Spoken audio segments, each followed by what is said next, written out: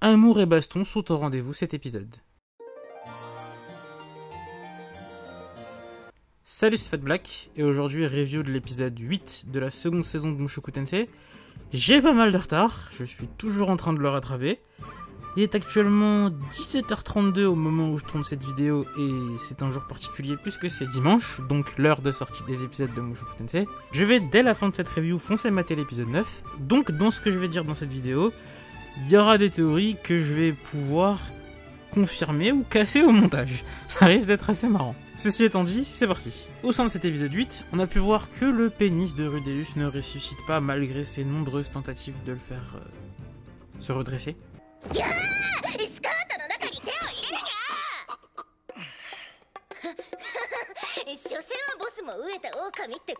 Dans l'épisode 7 également, ces tentatives ne s'avéraient pas concluantes non plus.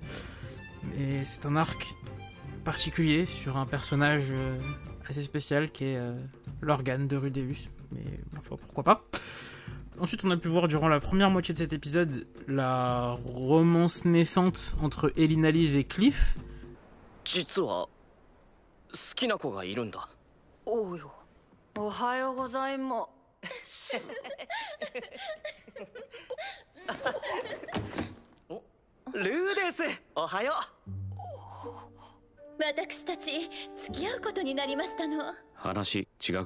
Ouais, ça...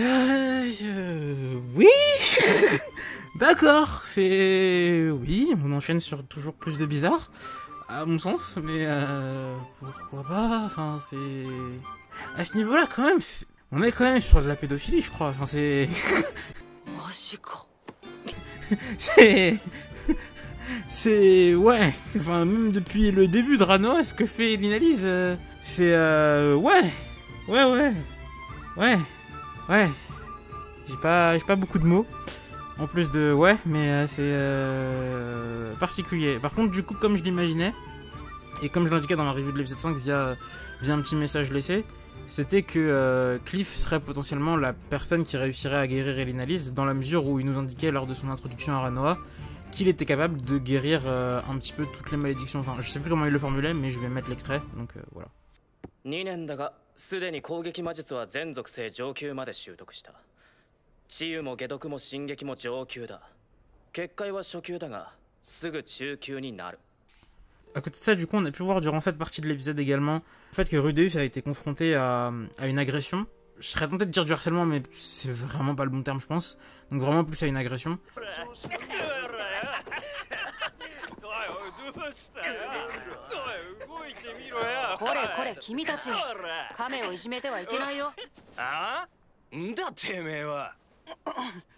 Au moment où Cliff se fait tabasser par d'autres élèves parce qu'il leur demande de ne pas dire qu'Elinalise est ce qu'elle est. Une pute. Enfin, une pute bizarre, parce que du coup, c'est elle qui paye les... non, du coup, c'est pas une pute, puisqu'elle vend pas son corps. C'est... Ouais, c'est... Putain, ouais, non, c'est vraiment compliqué, hein. C'est vraiment compliqué, cet arc. C'est vraiment compliqué, enfin, Elinalise, c'est vraiment compliqué quand je dois parler d'elle.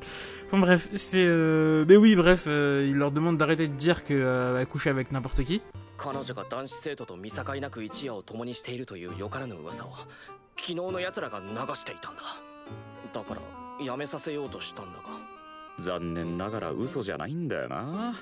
Ce qui est vrai.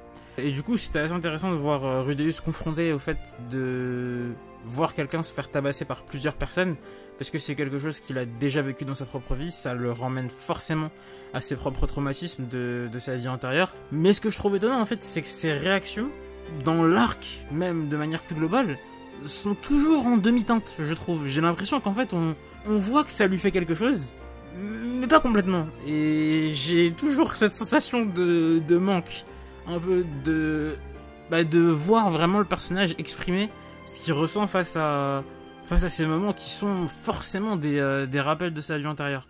C'est quelque chose avec lequel j'ai un petit peu de mal dans cet arc. On voit après ça demander de l'aide à Sylphix, qui réapparaît continuellement dans des épisodes de la même façon, d'une certaine façon, dans le sens où Rudeus est confronté à un problème, il fait appel à Sylphix pour que Sylphix l'aide à le régler ou lui donne un conseil. Et du coup, Sylphix lui donne un conseil de façon plus ou moins mature.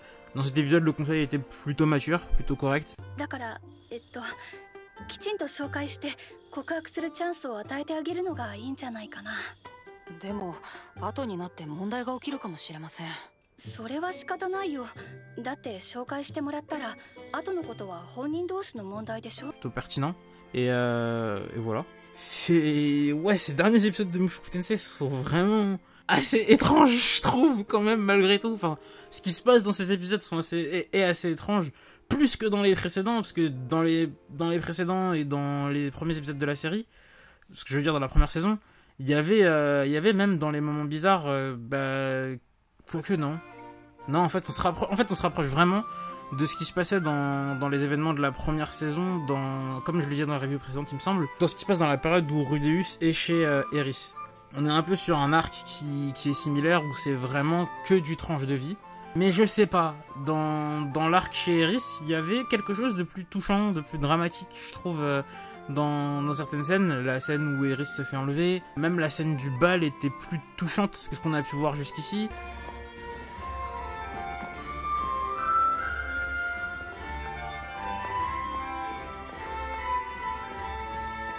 Et l'anniversaire de Rudeus a mené vers des choses qui étaient plus intéressantes.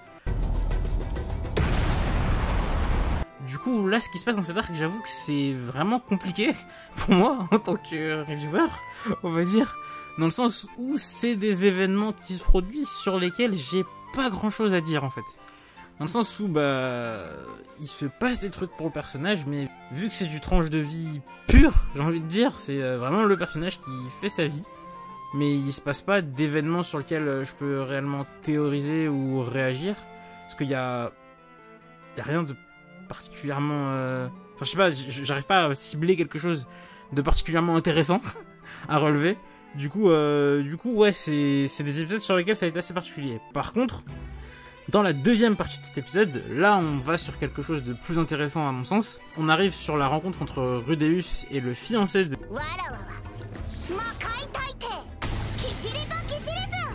qui s'appelle Badigadi. J'ai réussi à le dire du premier coup, je pensais pas y arriver, c'est cool. Du coup, ce Badigadi, Badi, j'appellerai Badi parce que je vais pas me risquer à faire l'opération Badigadi régulièrement.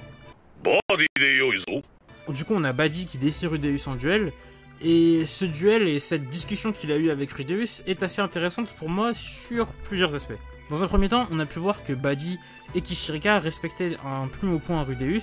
Kishirika, via sa rencontre précédente avec lui, et sûrement grâce à l'utilisation de ses yeux démoniaques, a pu remarquer que Rudeus avait une réserve de mana extrêmement élevée.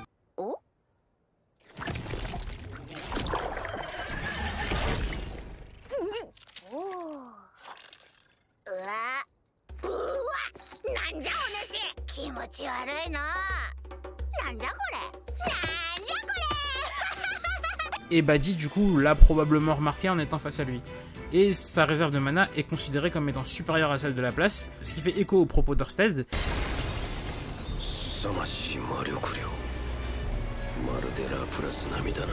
Et c'est assez intéressant, du coup, de voir que des entités aussi puissantes que sont le roi des démons, l'impératrice des démons et le dieu dragon sont des personnes qui tiennent en haute estime Rudeus. Ça ne fait que penser qu'il va être amené à réaliser de grandes choses. Rien que ce fait-là est assez intéressant. Il est comparé aussi également à un personnage qui est tenu en haute estime par... en plus de ces trois personnages, Perigus, qui craint énormément la place et craint que le personnage ne soit capable de s'évader de sa prison.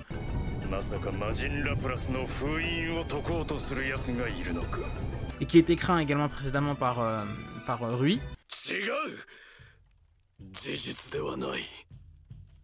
C'est du coup assez intéressant de voir le personnage de Rudeus comparé aussi à un personnage aussi puissant que la place, aussi régulièrement. Du coup, vraiment, hâte de voir ce dont le personnage est capable, mais ce qui est assez intéressant dans cet épisode-là déjà, c'est de le voir, même si c'est timide et encore, on est encore au balbutiement de ça, voir le personnage prendre confiance en ses compétences en matière de magie. Parce que je pense que ce qui manque le plus au personnage, c'est ça, c'est de la confiance. C'est de la confiance en lui.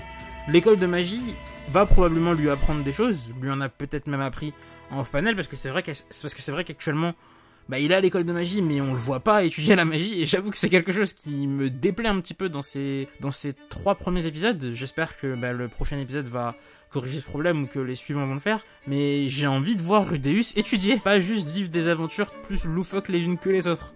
C'est intéressant, c'est sympa, c'est fun, c'est léger, et vu ce que le personnage a vécu dans les précédents arcs, c'est vrai que c'est cool qu'il puisse se reposer, mais il est dans une école, j'ai envie de le voir étudier. Voilà. Mais du coup, malgré ça, je pense que Ranoa ne pourra pas lui apprendre énormément de choses. Ça fait un petit peu écho à ce que Sylphid disait dans l'un des 2 précédents épisodes, je ne sais plus quel, mais je retrouverai l'extrait.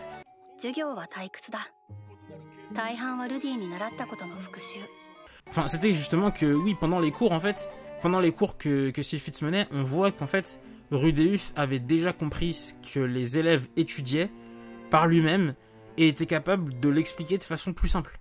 Du coup, d'après moi, ça fait que Rudeus n'a pas énormément de choses à apprendre en termes de magie pure au sein de Ranoa. Il a déjà appris énormément. Il y aura forcément quelques trucs qu'il va pouvoir choper, quelques techniques qu'il va pouvoir améliorer. C'est évident. Mais on le voit dans cet épisode, face à Badi, il est capable de faire des choses assez exceptionnelles.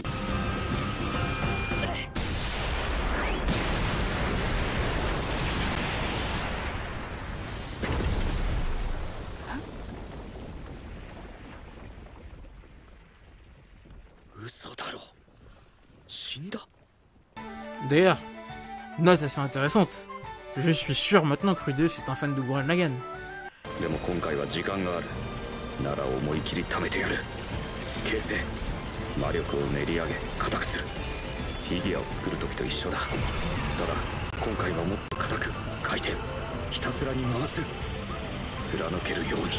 Il a percé un roi avec sa vrille. C'est la vrille qui a le pouvoir de transpercer les cieux! Et ça c'est magnifique. Et ça c'est magnifique, je tiens à le souligner. Si vous avez pas regardé Gurren Lagann, foncez mater cet animé, c'est juste exceptionnel. Ça vous fera voir les vrilles d'une autre manière. Ça c'est sûr. Enfin bref.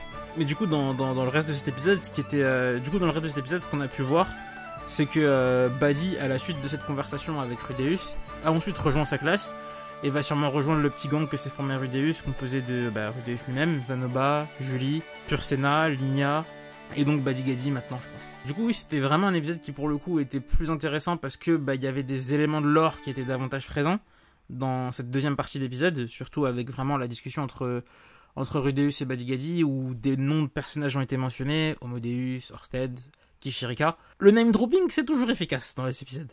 Kisama, sono namae o doko de kiita no da? Yume ni detekuru desu. Souka. Yume ni ka. Voilà. Et du coup, ouais, là c'était quelque chose, je trouve, de plus intéressant, et j'espère qu'on va se diriger vers ça dans le prochain épisode, parce que je pense que dans l'épisode que je m'apprête à visionner juste après avoir fini de tourner cette review, je suis convaincu que ça y est, elle va arriver dans l'arc. On va enfin voir Nanaoshi taper la discute avec Rudeus, ou au moins elle va apparaître dans cet épisode, parce que le prochain épisode que je m'apprête à regarder, s'intitule Masque Blanc.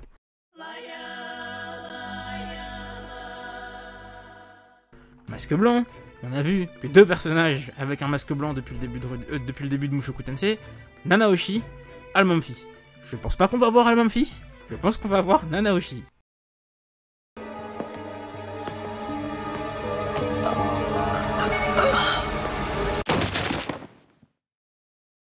Puisque du coup aussi, dans les épisodes de Ranoa qui ont été présentés jusqu'ici, c'est qu'on a eu le droit à des interactions un petit peu entre Rudeus et tous les différents personnages qui étaient présents dans l'ending de l'épisode 4 de la seconde saison.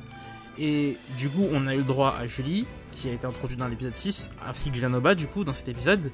Pursena et Linia, c'était dans l'épisode 7. On a également eu le droit à Badi dans cet épisode 8. On a eu le droit également du coup à Cliff et Linalise, même si elle était déjà avec Rudeus.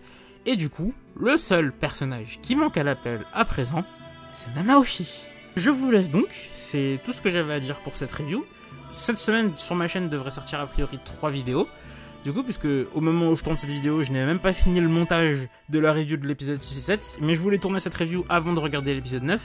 Et du coup, il va y avoir la review de l'épisode 8, ainsi que la review de l'épisode 9. Je vais beaucoup monter cette semaine.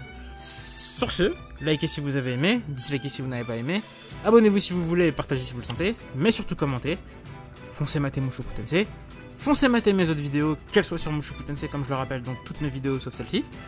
Même si en fait là je suis en train de vous le rappeler. Foncez mater mes vidéos qui n'ont rien à voir avec Mushoku Tensei, mes FBS par exemple. Et voilà. Sur ce, salut les gens.